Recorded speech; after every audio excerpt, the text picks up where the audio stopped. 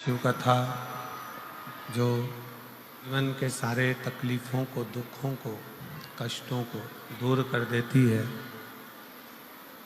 ऐसी पवित्र पावन भगवान शिव की कथा का लाभ तारा बाबा जी की कुटिया में बैठकर श्रवण करने का सौभाग्य मिला है।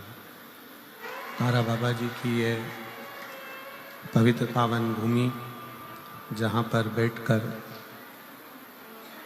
शिव महापुराण की कथा का दिव्य और भव्य आयोजित किया है, जिसका लाभ लेने का सौभाग्य भगवान शिव की कृपा से आप और हमको प्राप्त हुआ है। मानव का शरीर मनुष्य की देह और उस मानव के शरीर में, मनुष्य की देह में भगवान शिव की अविरल भक्ति बहुत जरूरी है, क्योंकि जब तक शिव कथा भगवान देवाधिदेव महादेव शिव, ओगड़दानी, त्रिकालदर्शी, कैलाशी, अविनाशी शंकर, जो संपूर्ण विश्व का कल्याण करने वाले हैं, संपूर्ण जगत का उद्धार करने वाले हैं, यदि मानव की देह मिले, मानव का शरीर मिले। आवाज़ यहाँ पर भी नहीं आ रही है बेटा, यहाँ भी आवाज़ नहीं है, तो इन लोगों को क्या आवाज़ आएगी?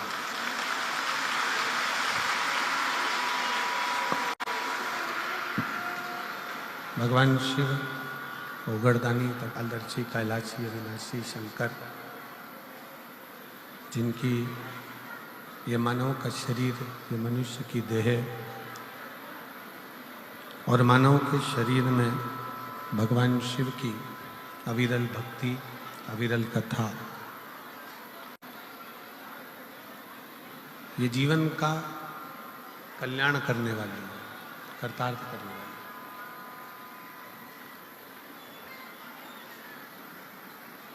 मानव के शरीर में, मनुष्य के शरीर में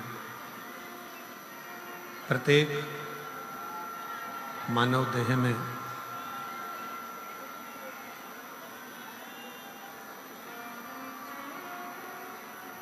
हर जीव के अंदर एक शिव तत्व विराजमान रहता है।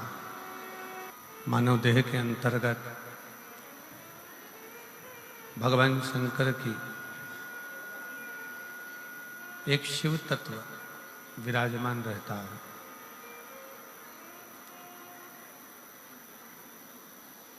और वही शिव तत्व आपके और हमारे जीवन में एक बल प्रदान करता है, आपके और हमारे जीवन में एक ऊर्जा प्रदान करता है।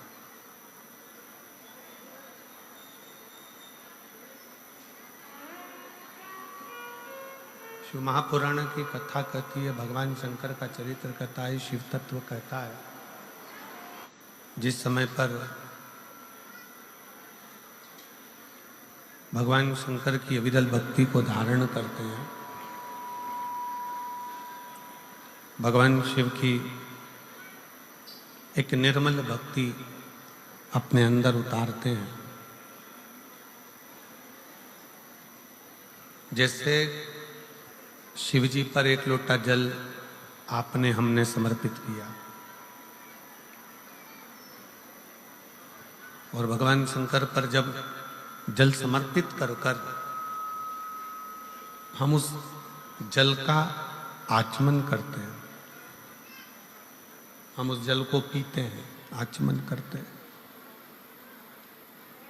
तब उस शिवलिंग का जो तेज पुंज है, भगवान शंकर के शिवलिंग में जो तेज पुंज होता है, क्योंकि शिव महापुराण के अंतर्गत और लिंग पुराण के अंतर्गत, नर्मदा पुराण के अंतर्गत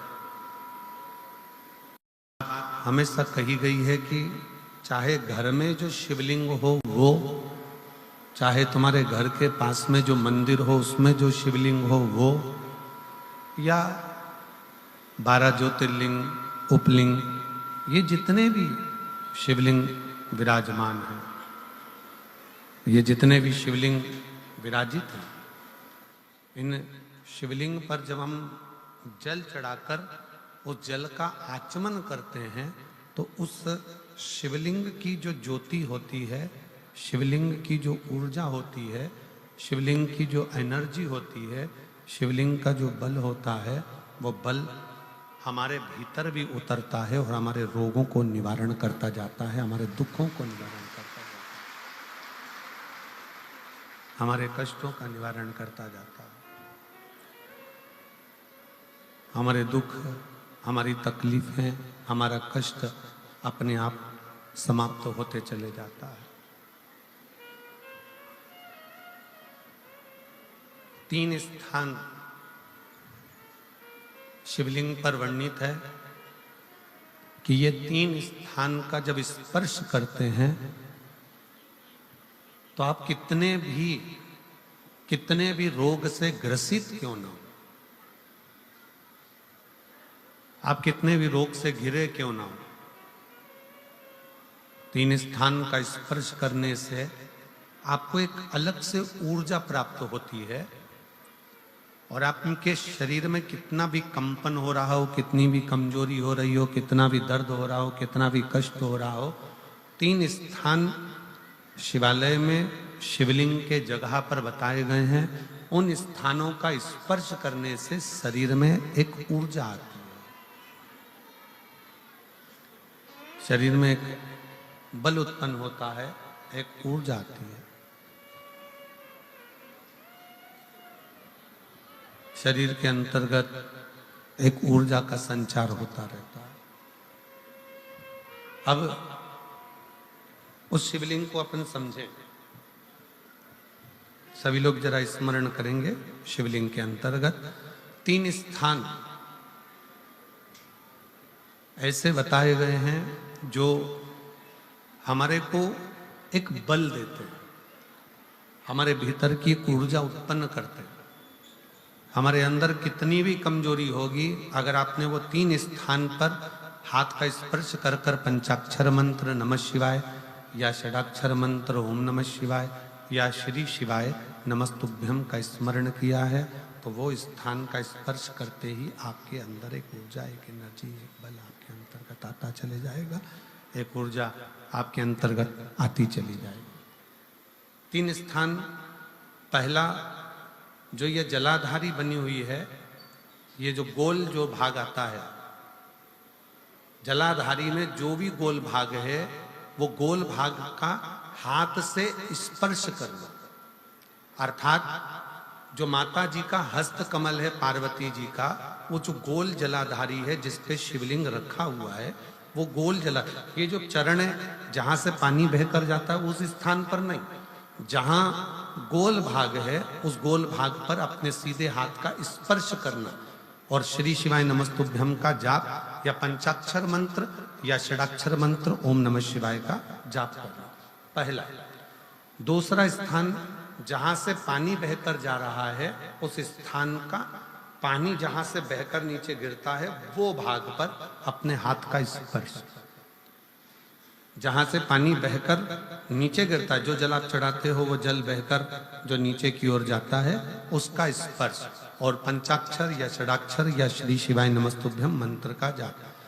फिर तीसरा स्थान बताया कि शिवलिंग में किसी भी स्थान पर अपनी हथेली का स्पर्श, केवल हथेली का स्पर्श, उसमें उंगलियों का स्पर्श नहीं, केवल हथेली का स्पर्श, और पंचाक्षर या षडाक्षर या श्री शिवाय नमस्तुभ्यम मंत्र का जाप। ये 3 स्थान ऐसे बताए हैं कि आपके शरीर में अगर बिल्कुल भी बिल्कुल भी इतनी एनर्जी नहीं है कि आप 2 कदम चल सकते हैं, तो शंकर के मंदिर में, शिवालय में जाकर ये 3 स्थान का स्पर्श करिए। मंदिर से जब आप बाहर निकलेंगे तो खुद के बल पर निकलेंगे, कोई आपको उठाने के लिए जरूरत नहीं पड़ेगी। आप स्वयं के बल पर निकल सकते हैं, स्वयं के बल पर आगे बढ़ सकते, स्वयं के बल पर अग्रणी हो सकते, स्वयं के बल पर आप आगे निकल सकते हैं। 3 स्थान हैं जहां व्यक्ति के जीवन के दुख, तकलीफ, रोग, कष्ट अपने आप नष्ट होते चले जाते हैं। तो पहला जो स्थान है वो पार्वती जी का स्थान हस्तकमल, दूसरा कार्तिकेय और गणेश के मध्य में जो अशोक सुंदरी है और कार्तिक गणेश बैठे वहां से जो पानी नीचे की ओर आता है वो स्थान, और तीसरा अपनी हथेली का, शिवलिंग का कोई भी स्थान जहां अपनी हथेली का स्पर्श हो जाए वो स्थान। ये 3 जगह हमें बल देती है, हमें ऊर्जा देती है, हमें एनर्जी देती है।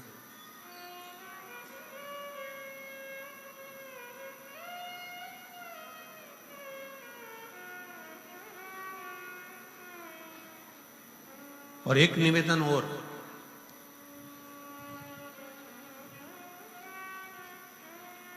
आप यदि कोई कार्य के लिए निकल रहे हो, कोई कार्य करने के लिए जा रहे हो और आपका मन उस कार्य में डामाडोल हो रहा है, ये होगा कि नहीं होगा, सफलता मिलेगी कि नहीं मिलेगी, मैं कोर्ट में जा रहा हूँ या पैसे पर जा रहा हूँ, या कोई जमीन का लफड़ा है या कोई प्रॉब्लम है, इसमें सफलता मिलेगी कि नहीं मिलेगी। जब आपके 2 मन, और ऐसा तो संसार में कोई जन्मा ही नहीं जिसके 2 मन ना हो। घर से कथा सुनने निकलते हो तो 2 मन हो जाते हैं, आज पीली साड़ी पहन के जाऊं कि नीली पहन कर जाऊं, 2 मन जब भी हो जाते हैं। भोजन करने बैठते हो तो भी 2 मन हो जाते हैं, दाल खाऊं कि गोभी की सब्जी से पहला टुकड़ा खाऊं। रोटी का पहला टुकड़ा जब तोड़ने का नंबर आता है तो सोच में आता है कि इससे खाऊं कि इससे खाऊं कि इससे खाऊं। 2 मन तो वहां पर भी है। किसी के यहाँ शादी में गए, किसी के यहाँ शादी में पहुंचे और शादी में पहुंचकर वहां बहुत सारे स्टॉल लगे हैं, खाने की बहुत सारी व्यवस्था करी गई है। फिर 2 मन हो जाते हैं कि मैं पहले चाउमीन खाऊं कि पानी पतासा खाऊं, गोलगप्पा खाऊं कि छम्मक लड्डू खाऊं, कि मैं जलेबी खाऊं कि क्या प्रसाद। मन 2 हर जगह।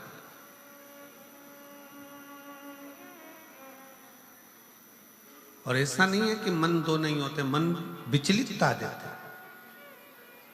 और शिव महापुराण की कथा कहती है कि कभी भी अगर कोई फार्म भर रहे हो, कोई एग्जाम दे रहे हो, कोई कंपटीशन एग्जाम में बैठे हो, या मेरे बेटे बेटी 10th और 12th का यदि एग्जाम दे रहे हैं, तो अपना 2 मन मत करो, तुम एक मन बनाओ कि मैं इस एग्जाम में बैठ रही हूं और मेरा विश्वास कहता है कि मैं शंकर पर पूरा भरोसा करती हूं और मैंने रात दिन पढ़ाई करी है, तो मैं पास होकर मानूंगी, तो वो पास होकर ही मानूंगी।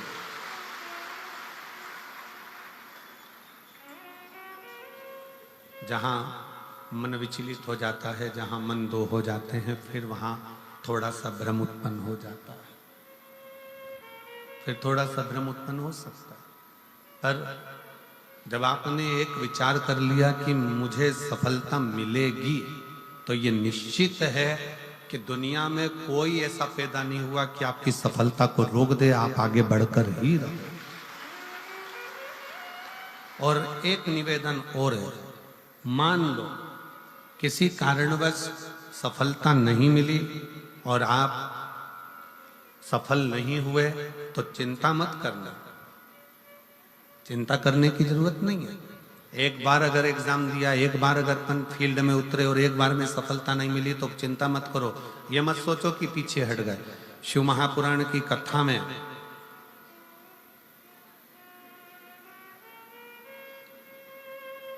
वन के अंदर भगवान शंकर अर्जुन को ज्ञान उपदेश दिए थे।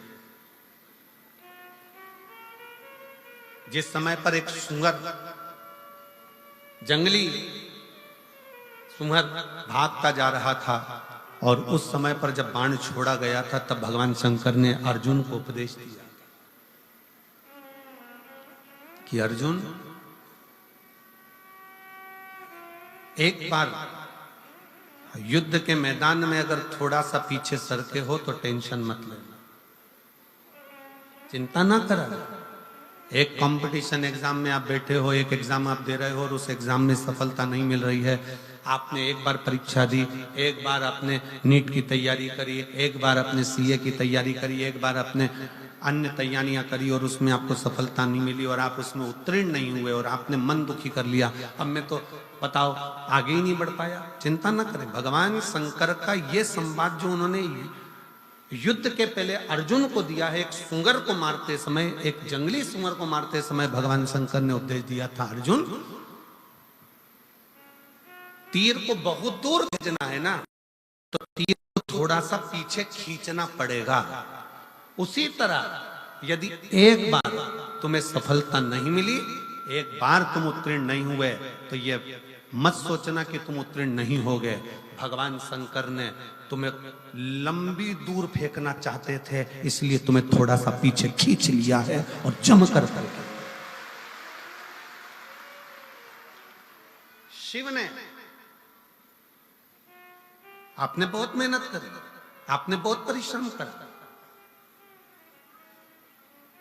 आपने दुनिया के लिए सब कुछ करा हो और मान लो उसके बाद भी आपके जीवन में अगर तकलीफ आकर खड़ी हो गई, मान लो कहीं ना कहीं दुख आकर खड़ा हो गया, मान लो आप उस एग्जाम में, उस कंपटीशन में आप आगे नहीं निकल पाए, समझ लेना कि मेरे तारा बाबा ने, मेरे तारकेश्वर महादेव ने, मेरे कुबेर भंडारी ने आपके लिए कुछ अच्छा सोच कर रखा है, इसलिए वो पीछे खींचा है।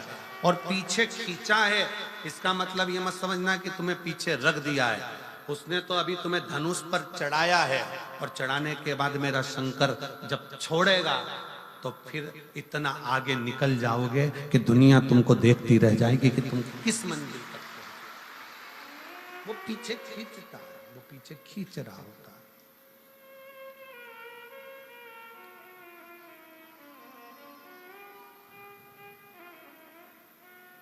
खूब मेहनत करो, खूब परिश्रम करो, खूब अच्छी लगन से कार्य करो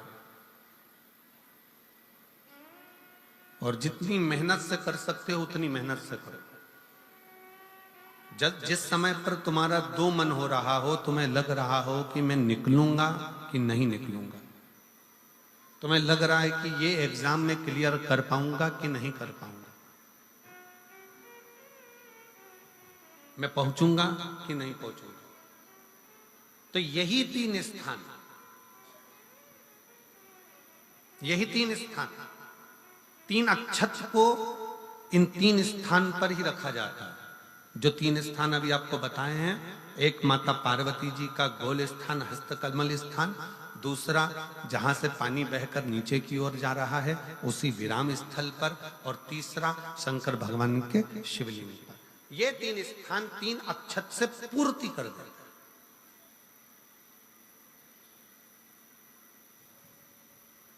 जैसे प्रदोष के दिन, प्रदोष काल में जलाया गया दीप, प्रज्वलित करा गया दीप 5 स्थान पर फल देता है। कितने स्थान पर फल देता है? 5 स्थान पर। आप में से कितने लोग हैं जो प्रदोष के दिन दीप लगाने मंदिर जाते हैं या शंकर जी के मंदिर पहुंचते हैं? बहुत बहुत प्रणाम आपको, साधुता जानना चाहिए। अपना प्रदोष के दिन, प्रदोष काल में लगाया गया दीपक 5 स्थान पर फल देता है। पहला स्थान, अगर हमको या हमारे परिवार में किसी को काल सर्प दोष है तो हमारा प्रदोष का लगाया गया दीपक कहीं पूजन मत कराओ, वो दीप जलाने से ही काल सर्प दोष समाप्त होता चले जाता है।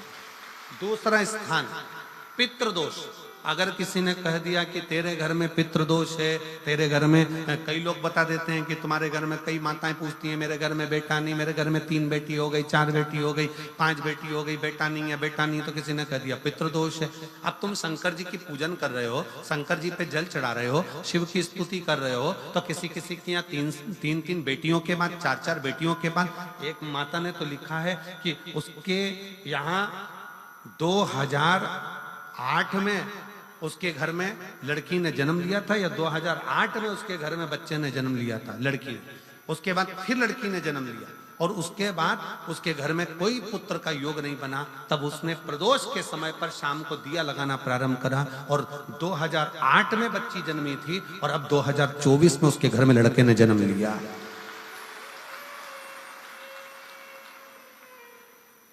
2024 में उसके घर में पुत्र ने जन्म लिया। वो बेटी होगी यहाँ पर कहीं ना कहीं, जिसके घर में बेटे, पहले की लड़की हुई, फिर 2 जुड़वा लड़की हुई, जुड़वा लड़की में से एक लड़की शांत हो गई, फिर आखिरी में बच्ची के कारण बस संतान प्राप्ति का योग नहीं बना, आखिरी में उसने फिर पुनः भगवान शंकर के प्रदोष काल में दीप जलाना प्रारंभ कर।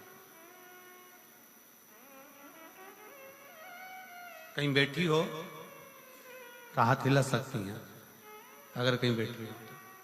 कितना कितना विचित्र कर्म है, जरा विचार करिएगा कि प्रदोष काल का लगाया गया दीपक, प्रदोष काल, प्रदोष के दिन, प्रदोष काल का जो दीपदान होता है वो सरल नहीं होता, वो सहज नहीं होता। 5 स्थान की पूर्ति करता है। पहला, जम के बोलो, पहला स्थान किस चीज के लिए? काल सर्पदोष के लिए। दूसरा, पितृदोष। कैसा भी तुम्हें कोई पितृदोष बता दे, कितना भी तुमसे कोई कह दे कि तेरे घर में पितृ का दोष है, तेरे घर में ये दोष है, अगर आप प्रदोष के दिन, प्रदोष काल में, अर्थात सूर्य अस्त के समय के 2:45 तक का जो समय होता है, 2 घंटे के समय का, उसके अंतर्गत अगर आप प्रदोष काल के समय में भगवान शंकर को दीप लगाने के लिए अगर पहुंचे हो, तो वो आपको फल देगा ही, पितृदोष का निवारण होगा ही, चाहे तुम कुछ करो चाहे मत करो, वो पितृ की शांति करा दे। दूसरे नंबर पर है पितृदोष। तीसरे नंबर पर है वास्तु दोष। हमारे घर का, अब एक बहुत सावधानी से श्रवण करने वाला विषय है।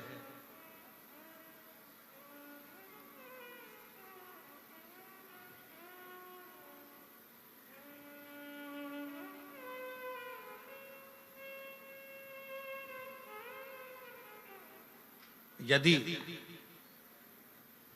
वंश की वृद्धि नहीं है, 30 वर्ष शादी के हो गए, 40 वर्ष शादी के हो गए और औलाद है ही नहीं, डॉक्टर ने भी हाथ ऊंचे कर दिए, टेस्ट पे भी करवाया, IVF करवाया, सब कुछ तुमने करवा लिया, तो भी औलाद नहीं है, तब आखिरी में एक काम चालू करो, प्रदोष का दिन दोनों पति पत्नी व्रत चालू कर दो प्रदोष का, और प्रदोष काल में शाम के समय जाकर एक ही दिए में 2 लंबी बाती जानते हो ना, रुई की लंबी कपास की बाती 2, और दोनों बाती एक ही दिए में रखकर पति पत्नी दोनों उसको प्रज्वलित करना प्रारंभ करें, बाबा संतान देकर ही रहेगा, औलाद आएगी ही। दीप की जो बाती में अंतर आ जाता है, एक गोल बाती में और लंबी बाती में अंतर आता है, बहुत अंतर आता है। पितरों के लिए गोल बाती का प्रयोग बहुत कम होता है हमारा, देवी जी के लिए, माता रानी के लिए, जगत जननी के लिए गोल बाती का प्रयोग बहुत कम होता है हमारा, ध्यान रखिएगा। एक पितृ के लिए, एक जगत जननी जगदम्बा दुर्गा भवानी के लिए गोल बाती का प्रयोग कम होता है, लंबी बाती का प्रयोग ज्यादा होता है। क्यों? क्योंकि हमारे घर के कुल देवी और हमारे घर के पितर हमारे वंश की वृद्धि करें, इसलिए लंबी बाती रखी जाती है, जिससे हमारा वंश बहुत लंबा चले, बहुत उन्नति की ओर बढ़े, इसलिए लंबी बाती का प्रयोग किया।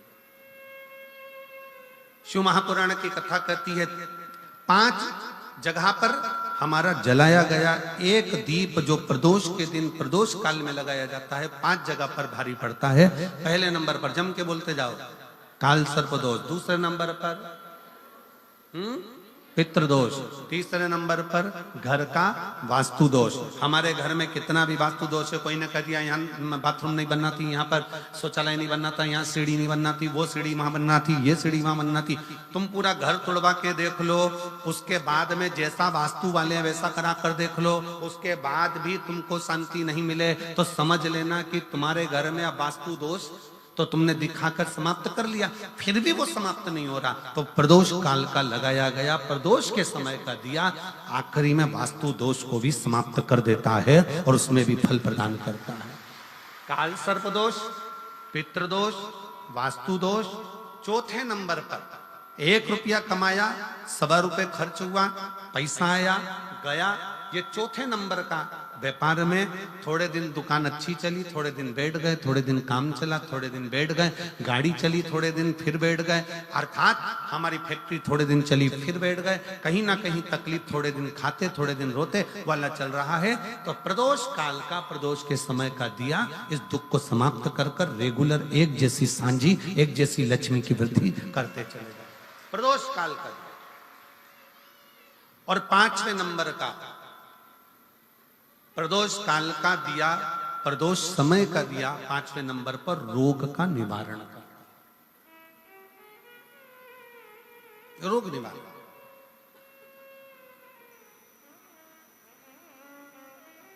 ये 5 स्थान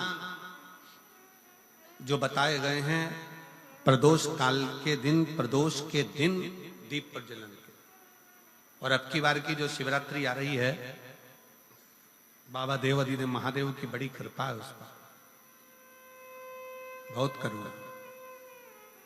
25 तारीख को प्रदोष और 26 तारीख को शिवरात्रि। अब जरा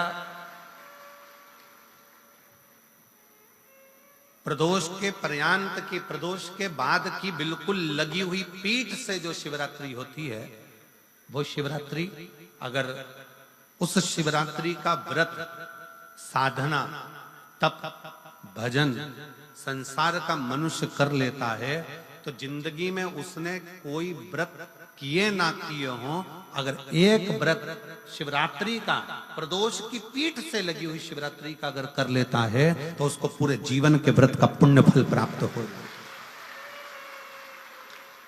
एक व्रत शिवरात्रि का प्रदोष पर्यंत की, अर्थात प्रदोष की पीठ से जुड़ी हुई। अब अगर आप कोई ब्राह्मण से, अगर कोई विद्वज्जन से, कोई पंडित जी से आप पूछेंगे प्रदोष कितनी बजे लग रहा है, वो बताएंगे। फिर प्रदोष लगने के बाद प्रदोष कब समाप्त हो रहा है, तो जिस दिन 26 तारीख हो रही है उसमें लगाया, दोनों की पीठ मिल रही,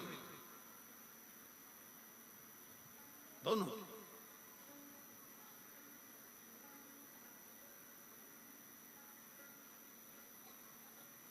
करो व्रत।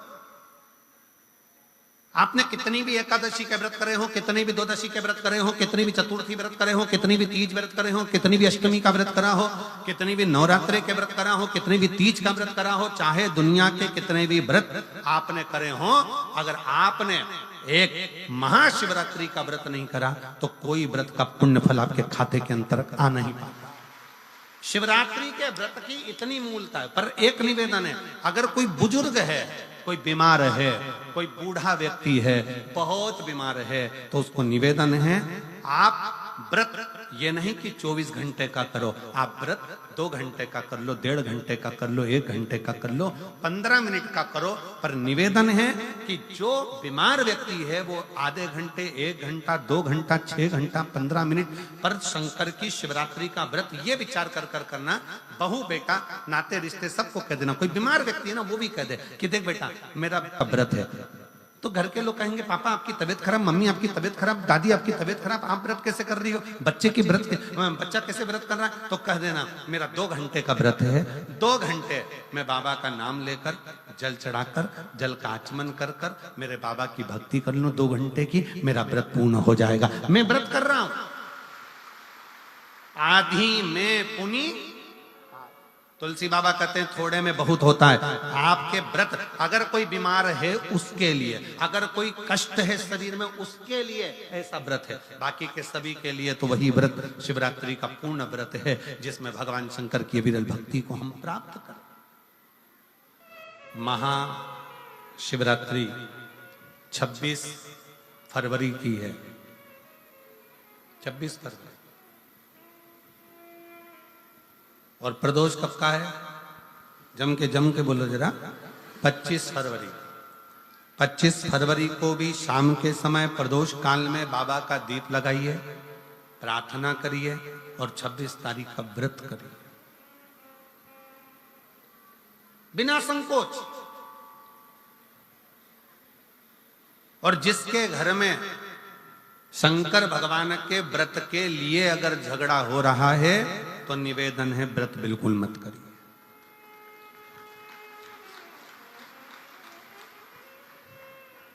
पति पत्नी का झगड़ा हो रहा है, पति कह रहा है क्या शंकर शंकर लग रहा है, अपने को शिवरात्रि के दिन शंकर जी का अपमान नहीं सुनना। इसलिए राजी हो तो व्रत करो। राजी नहीं है पति, परिवार के लोग राजी नहीं है, चिड़चिड़ कर रहे हैं तुम्हारे व्रत करने से, तो आपके चक्कर में शंकर भगवान की निंदा तुम्हारे कान में जाए, ऐसा व्रत किसी का, ऐसे व्रत की कोई मूल्यता नहीं। आपके घर के लोग राजी हो, माता पिता राजी हो, सास ससुर राजी हो, पति राजी हो, पत्नी राजी हो, परिवार के लोग राजी हो, बेटा बेटी सब, बच्चों का मन है मम्मी मुझे व्रत करना है, हाँ बेटा कर, एक ही तो व्रत करना है शिवरात्रि का, करो। घर के बुजुर्ग ने कह दिया मुझे व्रत करना है, बिल्कुल करो, आज का मौका मिला है आपको करने का, महाशिवरात्रि का व्रत करिए। पर घर के अंदर अगर तुम्हारे व्रत करने से झगड़ा हो रहा है, काय को व्रत कर लिया, क्या होता है शंकर जी का व्रत करने से, क्या होगा शंकर जी का तप करने से, जबरदस्ती वो सीहोर वाले महाराज के चक्कर में पड़ी हो, क्या होगा शिवरात्रि व्रत से, क्या होगा शंकर जी को जल चढ़ाने से, तो उससे अच्छा है अपने घर में बैठो, श्री शिवाय नमस्तुभ्यं, श्री शिवाय नमस्तुभ्यं, श्री शिवाय नमस्तुभ्यं, श्री शिवाय नमस्तुभ्यं, श्री शिवाय नमस्तुभ्यं, श्री शिवाय नमस्तुभ्यं। घर में बैठकर भगवान शंकर का गुणगान करो, भगवान शंकर का नाम जाप करो, भगवान शंकर की भक्ति करो, उससे बढ़कर कोई सुख नहीं, उससे बढ़कर कोई आनंद। पर निंदा ना सुनते हुए, कुछ गलत विचार ना लाते हुए, गलत सोच ना लाते हुए, गलत दृष्टि ना रखते हुए, गलत भाव ना रखते हुए भगवान शंकर की विरत भक्ति को अपने भीतर उतारने का प्रयास करिए, शिव को अपने अंदर उतारने का प्रयास करिए। शिव भक्ति, शिव महापुराण की कथा कर रही है। 3 स्थान का स्पर्श रोग का निवारण कर देता है। 3 जगह पर चढ़ाया गया अक्षत हमारे मन को एकाग्रित कर कर और हमें अपनी मंजिल तक पहुंचा देता है। और प्रदोष और शिवरात्रि के मिलन का महोत्सव हमारे जीवन को आनंदता देता है, आनंद।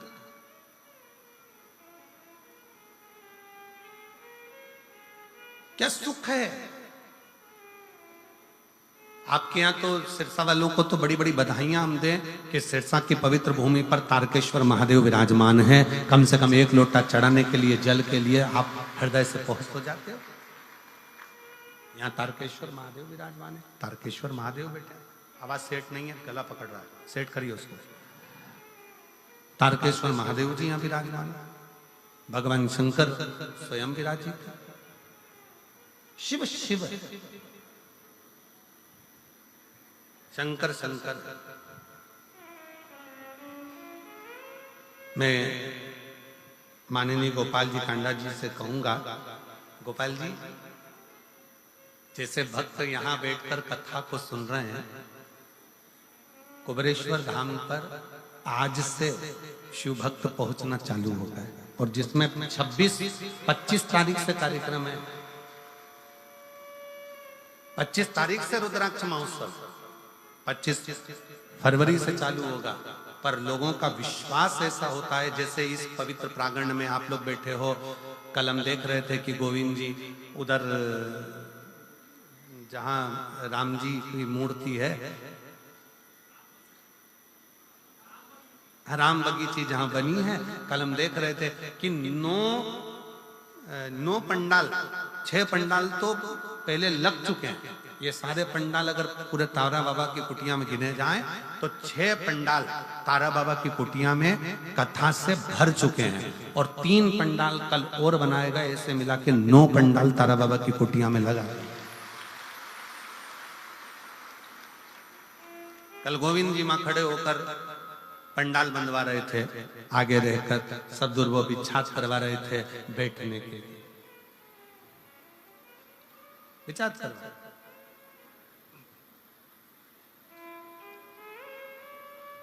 और कितना समर्पण है।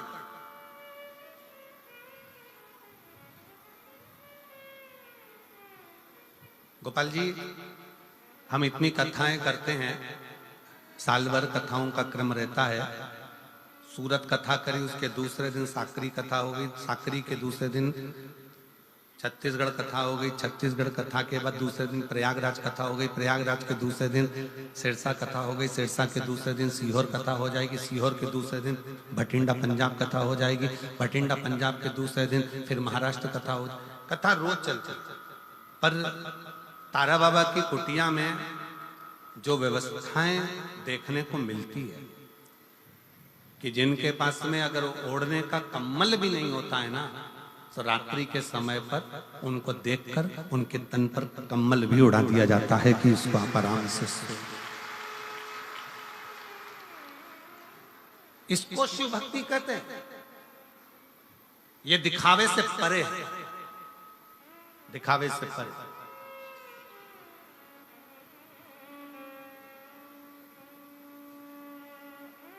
इसी को शिव तत्व कहता है, इसी को शिव।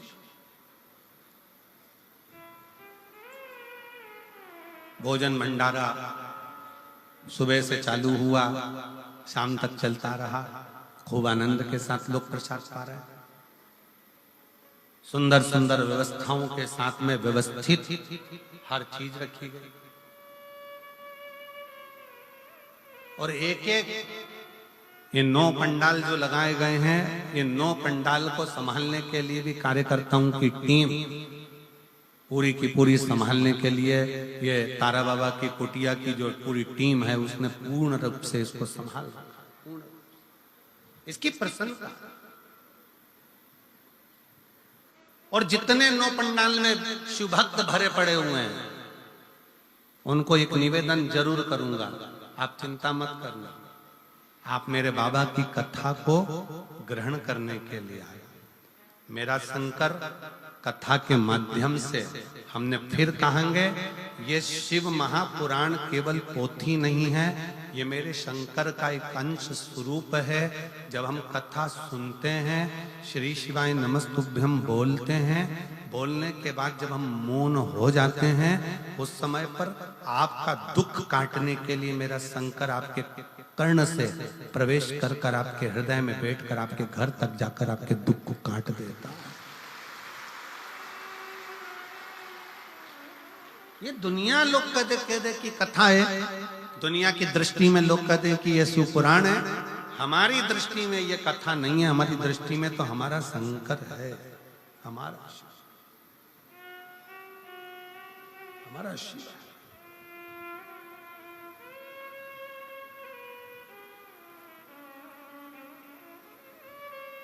शिव शिव है। और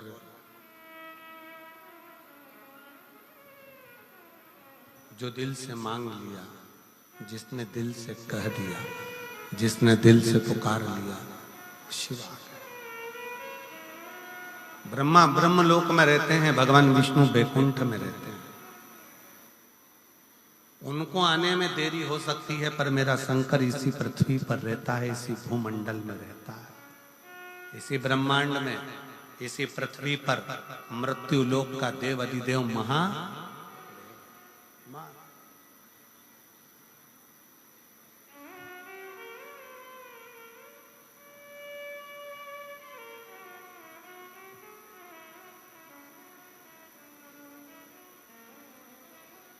गोपाल जी, लोग कहते हैं गुरुजी आप वहां कैलाश मानसरोवर की यात्रा करे हो कि नहीं करे हो? आप कभी कैलाश गए हो? हम नहीं, महाराज जी हम नहीं गए।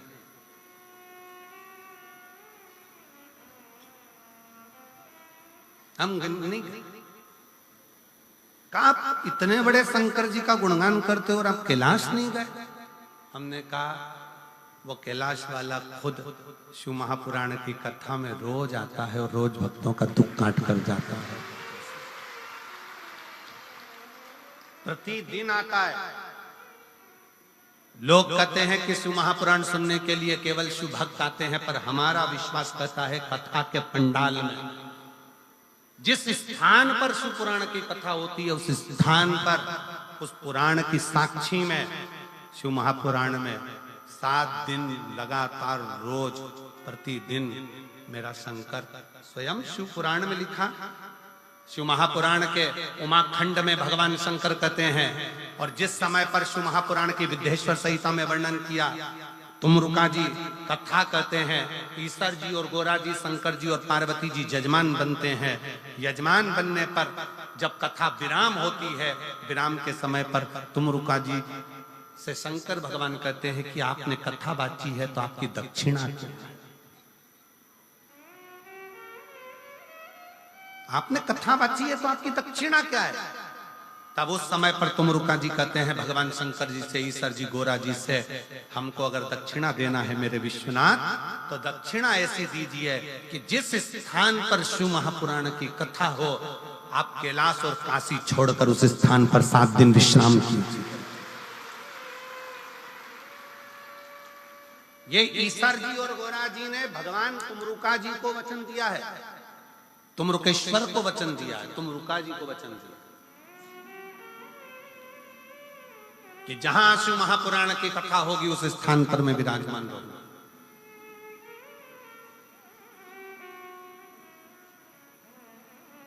मैं स्वयं उस स्थान पर।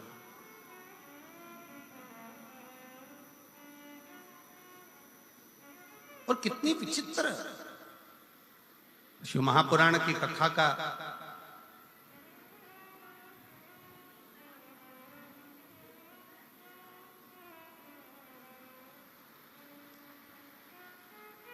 शिव महापुराण के विचारों का, शिव महापुराण का स्मरण दुनिया तुमसे कह दे कि हम कथा सुनने जा रहे हैं। मेरी जीजियों, अगर आपके घर के लोग पूछें कि कहाँ जा रही हो, तो कहना शंकर भगवान से मिलने के लिए, उसको निमंत्रण देने के लिए जा रही हूँ, मेरे घर पर पधारना, मेरा दुख निकालने के लिए, मेरा कष्ट निकालने। मेरा नाम गीता देवी, मेरे पति का नाम नवीन कुमार है, मेरा गांव गंगवा, जिला हिसार की रहने वाली हूँ। आप ही हैं? आ जाइए, बेलपत्र लेकर जाइए, आ जाओ। सबसे पहले गोपाल जी कांडा जी को धन्यवाद देती हूँ कि उन्होंने हमें दूसरी बार शिव पुराण सुनने का मौका दिया है। जिन्होंने इतनी सुंदर कथा सुनने का हमें मौका दिया। एक लोटे जल व शिव कथा का क्या वर्णन करूं गुरुदेव। 2018 से सरकारी नौकरी की तैयारी कर रही थी, पर बाबा ने मुझे आज 2024 में सरकारी नौकरी दी है। गुरुदेव, मैंने जितनी जगह पर अभी ज्योतिषों को दिखाया, सबने कहा था कि तुम्हारी किस्मत में सरकारी नौकरी नहीं है। मैंने आस छोड़ दी थी। तब एक बार मैं अपने माई के गांव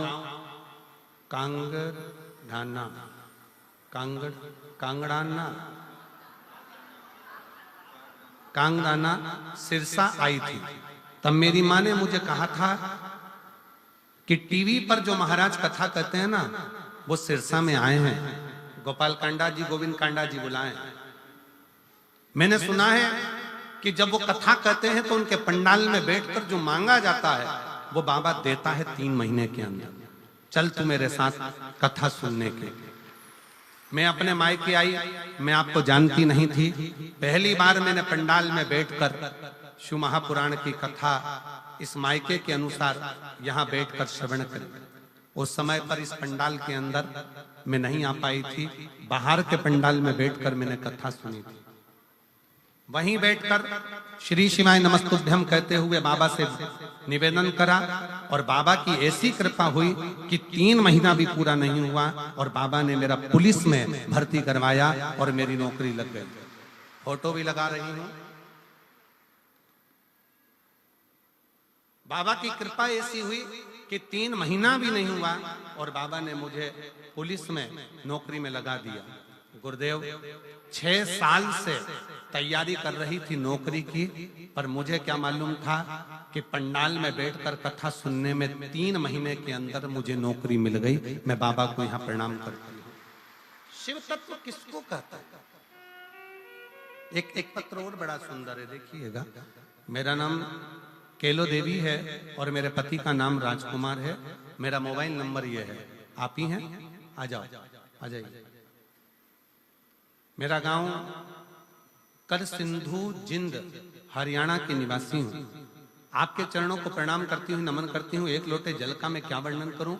मेरी पहली बार कथा सिरसा हरियाणा में यहीं पर 2 दिन की कथा सुनी थी। 2 दिन की कथा सुनी और इसी पंडाल में बैठकर मैंने बाबा से विनय करी थी। 2 वचन मांगे थे बाबा से। बाबा, पहला, मेरा लड़का ठीक से बोल नहीं पाता, उसके शब्द नहीं निकल पाते, और दूसरा, मेरा लड़का जेईई की तैयारी कर रहा है और कई साल हो गए पर उसका सिलेक्शन नहीं हो रहा।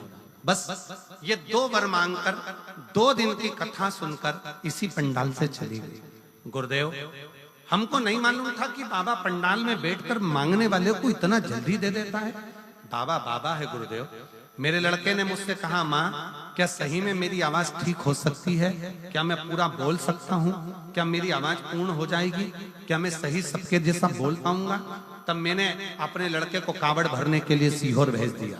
कावड़ भरकर आया सीहोर की, और वहां से आने के बाद रुद्राक्ष लेकर आया।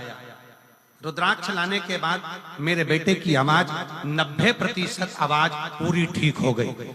जैसे ही कावड़ भरकर आया और रुद्राक्ष लेकर आया, 90% आवाज ठीक हो गई। और बाबा की ऐसी कृपा हुई कि मेरे बेटे का जो दूसरा वर मांगा था जेई में सिलेक्शन, आज मेरे बेटे का 99.14 के प्रतिशत से मेरे बेटे का जेई माइंस में रिजल्ट आ गया है और मेरा बेटा आज सरकारी कॉलेज में पढ़ रहा है। मैं बाबा को धन्यवाद देने के लिए।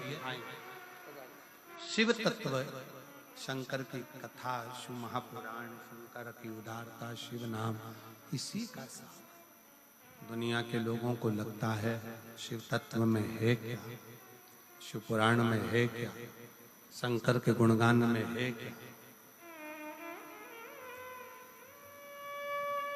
दुनिया कहे कि ये केवल पुराण है, दुनिया कहे कि ये केवल शिव कथा है, दुनिया कहे कि ये केवल शिव महापुराण है, तो आप माने ना, ये केवल पुराण नहीं है, ये शंकर का एक प्रतिबिंब स्वरूप है, शिव का एक प्रतिबिंब स्वरूप।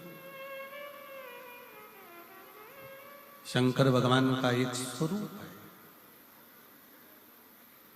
आप कहीं पर भी बैठे हो, जिस स्थान पर बैठे हो उस स्थान पर बैठकर शंकर भगवान के नाम का उच्चारण, शिव के नाम का स्मरण, शिव भक्ति का उच्चारण सुख देता,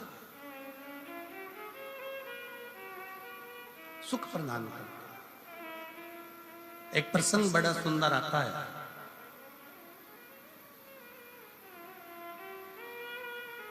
एक नेद्रु नाम के ऋषि हुए जिनके नेत्र नहीं थे। नेद्रु नाम के ऋषि हुए जिनके नेत्र नहीं थे, पर उनका एक कर्म बड़ा विचित्र था। बेलपत्री की जड़ का स्पर्श कर कर बैठे रहते थे। बेलपत्र की जड़ का स्पर्श करे और बेलपत्री की छांव में, बेलपत्र की छांव में, बेल वृक्ष की छांव में बैठे रहते।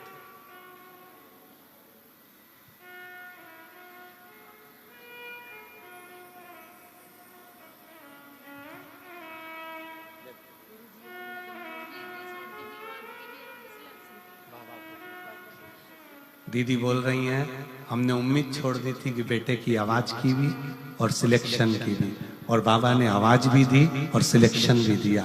बहुत रोते नहीं, खुश हो, अच्छा खुश होकर, खुश हो, अच्छा खुश होकर जाओ, अच्छा खुश होकर जाओ, आंसू पोंछ के जाओ, रोते नहीं जाओ, खुश होकर जाओ।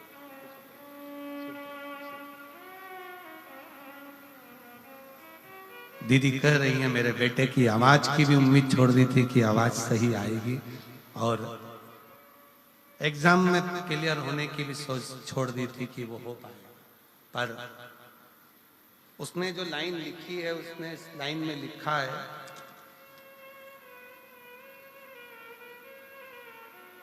क्या सही में शिव महापुराण का पंडाल क्या शिव पुराण का पंडाल होता है? हमको तो लगता है कि यहाँ स्वयं शंकर अपनी हाजिरी बजाता है और झोली भर कर जाता है। स्वयं शिव देव जो जिस कामना से आता है, जिस भाव से आता है, बाबा उसको देकर जाता है, उसको दे। और कांडा जी धन्यवाद, गोविंद जी आपको भी, गोपाल जी आपको भी, कि भक्तों की सुविधा के लिए आपने केवल एक दरवाजा नहीं, भक्तों की सुविधा के लिए तारा बाबा की कुटिया के सारे दरवाजे आप आने के लिए खोल देते हो उसके साथ। और इतनी खुशी हो रही थी, अभी हम जब गाड़ी में आ रहे थे तो माताएं आपस में बात कर रही थी कि हमेशा तो उत्थे का गेट, अब उसकी भाषा में कर रही थी, उत्थे का गेट चालू रेवे, पर अब के ना गोविंद ने, गोपाल ने अब क्या गजब का काम कर ने सारा गेट खोल दिया, तो इसकी प्रसन्नता है। एक तो तुम्हारी भाषा हमको भी बोलने में थोड़ी अटपटी हो जाए, तो ये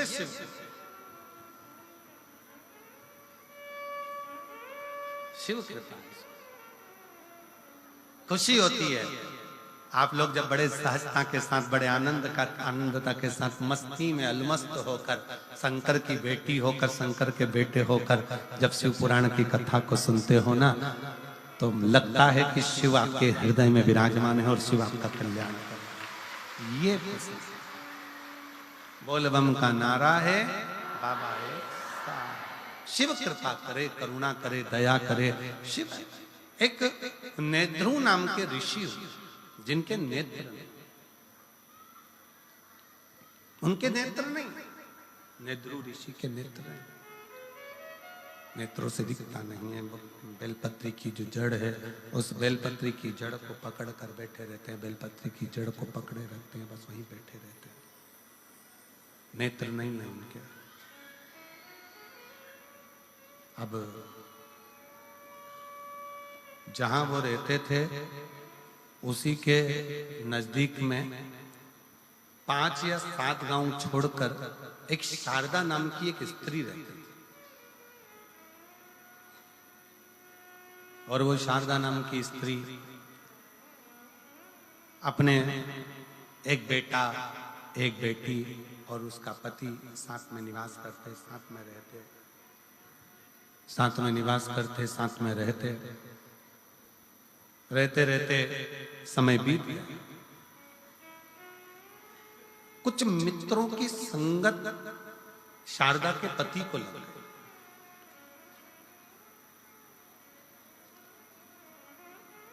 कुछ मित्रों की संगत, और हमने पहले भी कथा में कहा, एक ताली, दूसरा थाली, तीसरा प्याली, ये व्यक्ति को बहुत जल्दी बर्बाद कर देती है। पहले नंबर पर ताली, प्रशंसा करने वाले अगर तुम्हारी प्रशंसा कर कर तुम्हें गलत काम में लगा रहे हैं तो तुम्हें बर्बादी की ओर लेकर जा।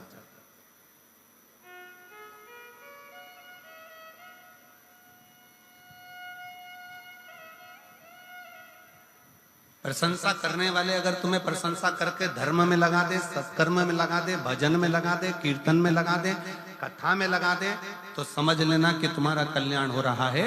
पर प्रशंसा करने वाले ताली बजाकर प्रशंसा कर कर कर तुम्हें अगर गलत काम में लगा रहे हैं तो वो श्रेष्ठ थाली में पहले नंबर पर ताली, दूसरे नंबर पर थाली। जिसको घर का भोजन अच्छा ना लग रहा हो और होटल का भोजन अच्छा लग रहा हो, समझ लेना कि धीरे धीरे तुम्हारा बर्बादी का सिरा चालू हो चुका है। घर के भोजन में जो सुख है वो बाहर के भोजन में सुख उत्पन्न नहीं हो सकता। जो घर के भोजन में आनंद है, घर के भोजन में जो सुख है, घर के भोजन में जो आनंद है वो बाहर के भोजन में प्राप्त नहीं हो सकता।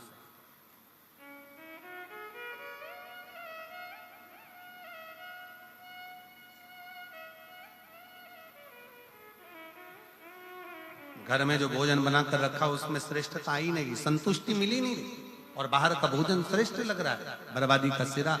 मित्र ले जाएंगे, चल जरा बाहर खाकर आते हैं, होटल ले गए, पार्टी में ले गए, खाया पिया आ गए, आज उन्होंने खिलाया कल तुमसे खाया।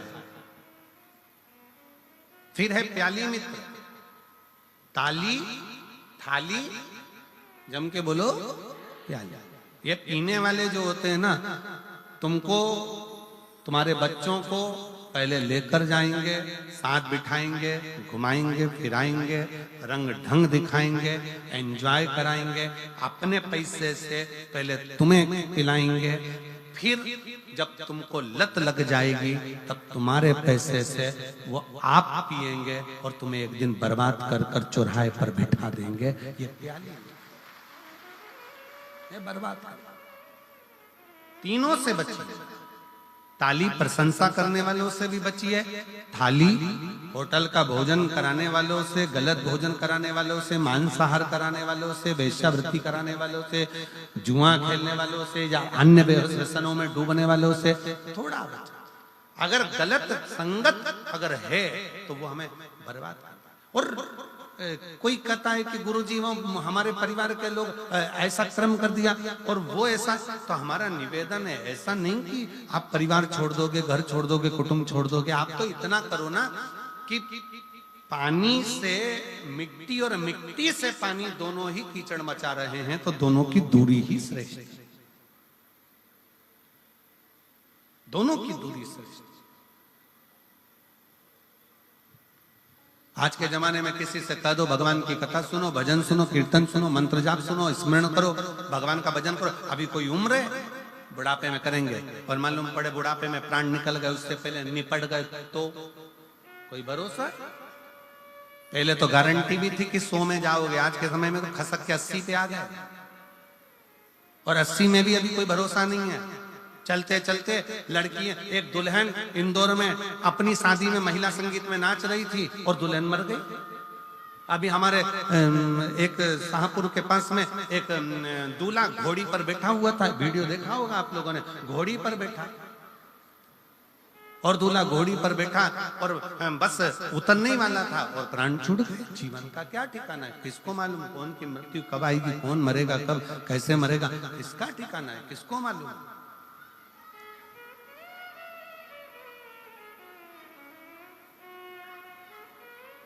आवाज नहीं आ रही भाई, पीछे आवाज खोलिए। जीवन का क्या ठिकाना, जीवन का क्या भरोसा। इसलिए बहुत सावधानी से जीवन को जियो, भगवत भजन कर कर, स्मरण कर कर, कीर्तन कर कर, मंत्र जाप कर कर, नाम जाप कर कर, नाम स्मरण कर कर अपने जीवन को सार्थक बनाओ।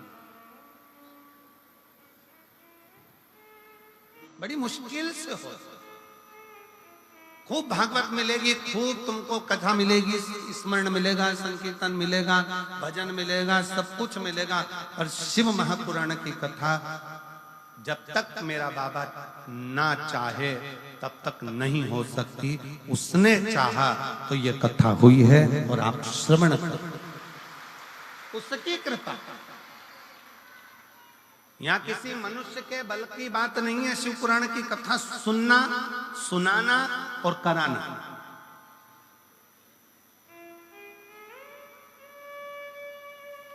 हमारी सामर्थ्यता नहीं है कि हम शिव पुराण की कथा बाँच दें गोविंद जी गोपाल जी के बस की बात नहीं कि शिव पुराण की कथा करवा लें, और आपके बस की बात नहीं है कि आप कथा सुन लो। कथा कराने वाला भी तारा बाबा है, कथा बाचने वाला भी तारा बाबा है, और कथा सुनने वाला भी तारा बाबा है। वो करा रहा है, कर रहे हो, सुन रहे हो, वो उसकी सामर्थ्यता है, अपनी नहीं है कुछ।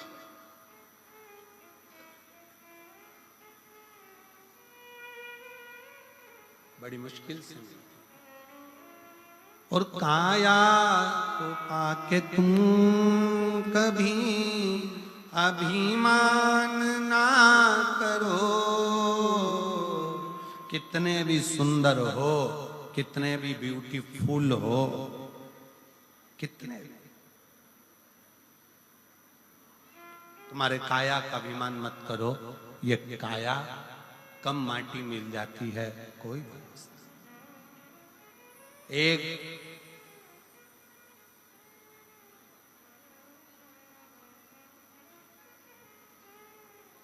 बीमा कराने की भी एक उम्र होती है। कोई 80 साल 90 साल का बीमा कंपनी में जाकर कह दे और कहें मुझे बीमा कराना है, बीमे वाले कहेंगे घर जाओ, पागल हो गए हो, 80 साल में कोई बीमा होता है?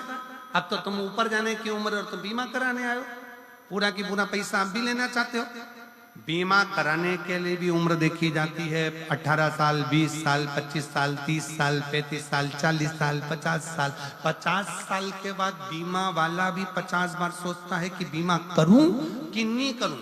जैसे बीमा कराने की उम्र होती है, उसी तरह ब्यूटी पार्लर जाने की भी उम्र होती है।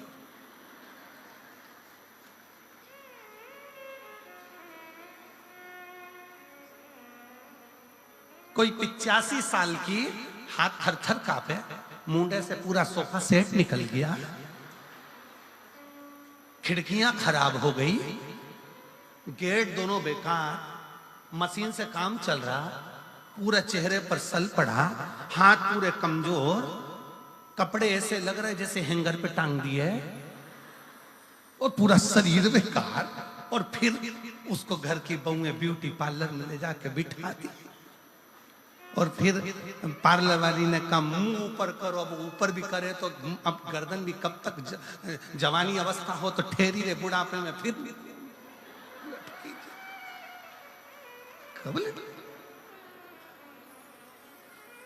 अब पार्लर वाली ने बेचारी ने चेहरे पर मेकअप करना चालू करा। हमारी सास का मेकअप कर दो, हमारी दादी सास है, मेकअप करो। तो एक एक्स्ट्रा लड़की बुलाई कि इसकी खाल ऐसे खींच खींच के पकड़ो, फिर खींच के,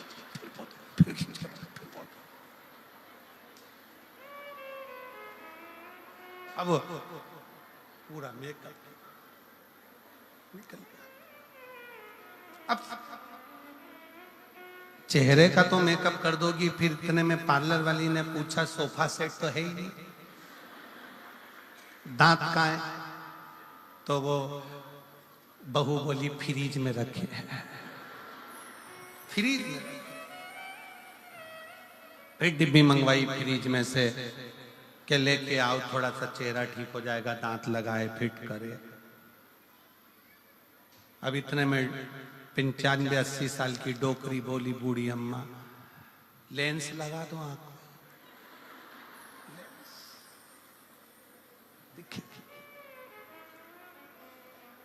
बीमे की भी उम्र होती है, ब्यूटी पार्लर की भी उम्र होती है, उसी तरह शिव महापुराण सुनने की भी उम्र होती है कि सुनो,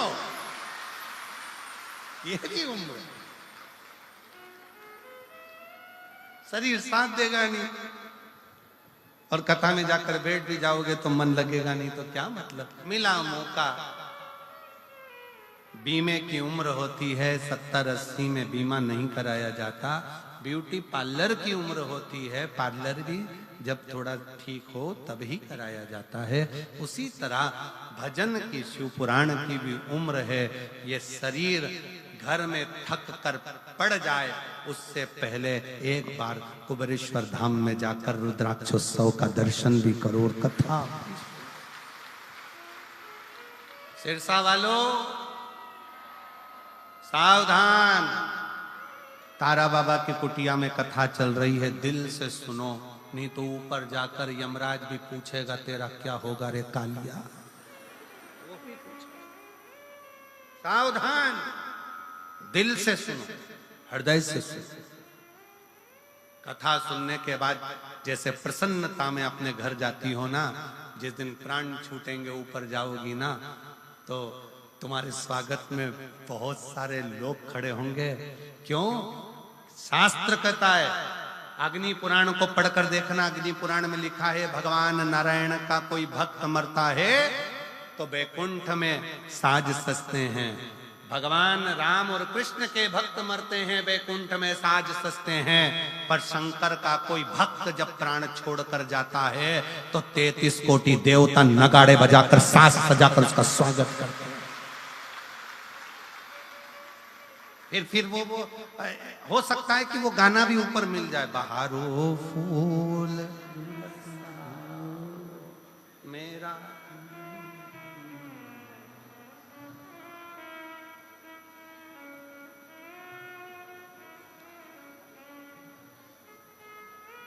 चांदनी रागनी गाओ,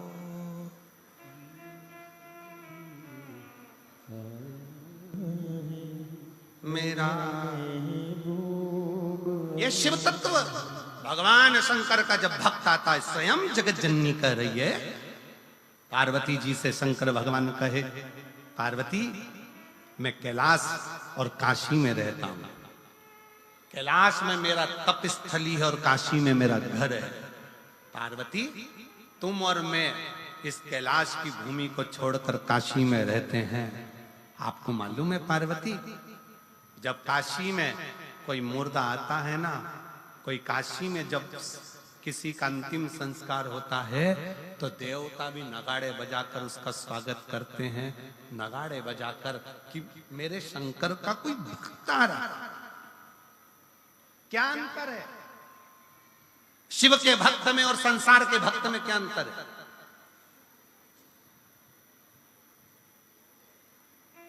कोई भक्त मरता है, वो मरने के बाद कहां जाता है? जम के बोलो, नरक की वैकुंठ? जम के बोलो जरा, वैकुंठ। और वैकुंठ में कब तक रखा जाता है उस भक्त को? जब तक उसका पुण्य चल रहा है। पुण्य चल रहा है, उसने जो पुण्य करा होता है तब तक वैकुंठ में रहने देते हैं। आपको होटल के 5 स्टार 7 स्टार होटल के रूम में कब तक रखेंगे? जब तक तुम्हारी जेब में 1000 की गड्डी पड़ी है, 500 का नोट की गड्डी पड़ी है, तब तक तुम्हें होटल के रूम में रखा जाएगा। और वेटर भी कहेंगे जी सर, सामान आदि ये वो सब।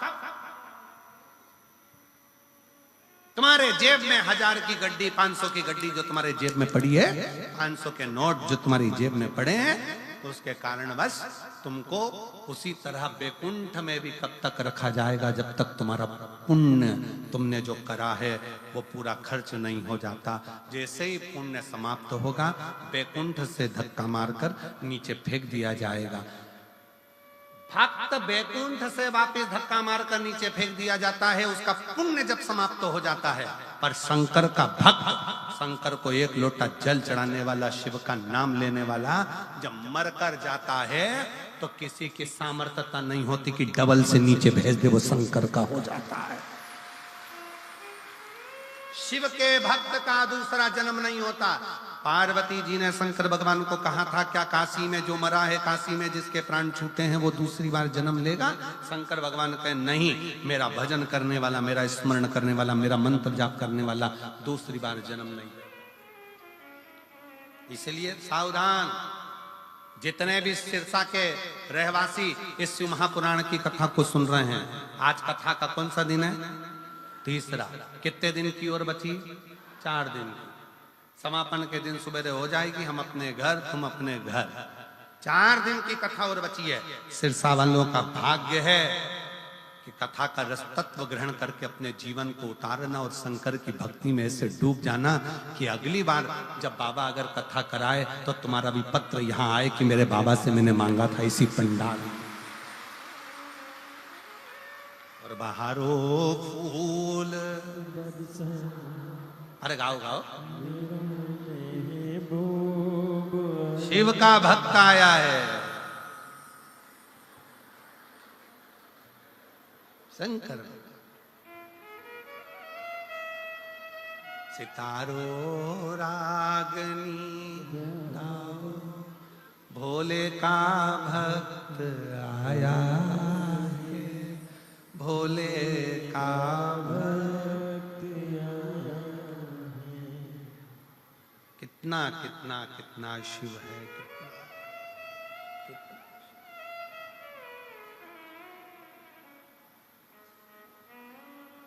कितना। नेध्रुव ऋषि के नेत्र नहीं है, दिखता नहीं है, नेत्र गायब है। बेलपत्र के जड़ को पकड़कर नेध्रुव ऋषि बैठे हो। शारदा का पति गलत संगत में पड़ गया। सूचना मिली शारदा को कि मेरा पति गलत संगत में दोस्तों के साथ कहीं निकल गया। दोस्तों ने सूचना दे दी कि तुम्हारा पति एक पहाड़ से नीचे गिरकर मर गया। शारदा की आंख में आंसू भर गए। मेरा बेटा, मेरी बेटी दोनों छोटे हैं और मेरा पति चले गया, प्राण छूट गए, प्राण चले गए। शारदा की आंख में जल भरा हुआ था। तब किसी एक कुम्हार घड़े लेकर जा रहा था और शारदा का विहंगम स्वरूप देखकर उसका नेत्रों से नीर बहता जा रहा है। मेरे बच्चों का पालन कौन करेगा, कौन संभालेगा इन्हें? कुम्हार ने कहा शारदा से, बहन, ओ जीजी, ओ बहन, एक ऋषि रहते हैं 7 गांव छोड़कर, नेध्रुव ऋषि, जिनके नेत्र नहीं। तेरे मन में क्या दुख है? मेरा पति चले गया, मैं बेधब्य हो गई, मुझे सूचना मिली मेरा पति नहीं रहा, मेरे बच्चे छोटे। नेध्रुव ऋषि के पास जाओ। उस कुम्हार ने कहा, नेध्रुव ऋषि के पास? हाँ। रोती हुई शारदा बोलती है, इतना बड़ा दुख का पहाड़ गिर गया और तुम कह रहे हो कि वो ऋषि के पास, वो संत के पास, वो साधु के पास जाओ। ऐसे ना जाने कितने संत साधु होंगे। कुम्हार ने अपनी वाणी में कहा, शारदा मेरी बहन, मेरी जीजी, सुन, वो नेध्रुव ऋषि साधारण नहीं है, वो शंकर का परम भक्त है। उसके नेत्र नहीं है, पर पीपल की बेलपत्र की जड़ को पकड़कर बैठा रहता है और 1 सेकंड के लिए भी बेलपत्र की जड़ को छोड़कर बेलपत्र के वृक्ष के नीचे से जाता नहीं है और शंकर भगवान के नाम का जाप करता रहता है। और अगर कुम्हार कह रहा है किसी ऐसे शंकर के भक्त का जब दर्शन हो जाता है, कोई शिव के भक्त के पास में जब हम जाते हैं, शंकर की कथा में जब हम जाते हैं, शिव महापुराण में जब हम जाते हैं और कोई शिव भक्त का जब हम दर्शन करते हैं, तो आधा दुख तो हमारा वैसे ही समाप्त हो जाता है। शारदा जाओ, नेध्रुव ऋषि बैठे हैं, बेलपत्र की जड़ को पकड़कर, बेलपत्र की जड़ को पकड़कर